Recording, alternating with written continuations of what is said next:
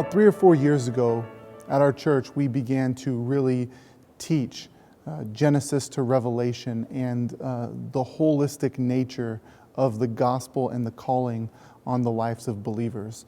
And when we started teaching these things and when we started integrating it into the discipleship of the church, we didn't notice an immediate impact. Things didn't change overnight. It was slow. It was steady. But over the years, we've started to notice something God is doing through what we've been teaching about the holistic nature of the gospel and the importance of work. We're finding that wherever we go in the city, not just people from our church, but other churches in the city, wherever we see good work, goodness, truth, or beauty, we start asking questions, who's behind this? And we're starting to find that it's oftentimes a follower of Christ who is highly involved in helping to shape it.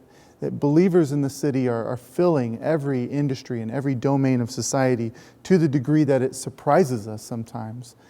For example, my daughter has autism, and we've had many different types of service providers and therapists who've worked with her and really are helping her flourish.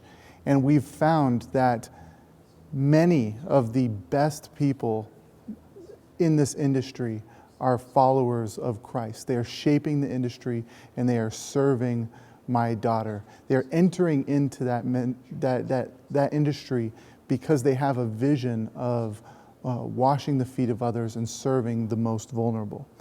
There's another story of a restaurant. I went to this restaurant once and I loved the restaurant. It was one of my favorite restaurants.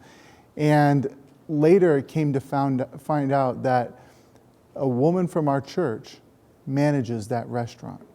And her vision of hospitality that she gets from Scripture was what was being played out in that restaurant by the way that she organized things and led the team.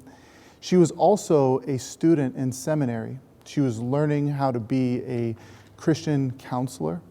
And over time, she realized that her work as a manager at a restaurant was as much of a ministry as her potential role in counseling.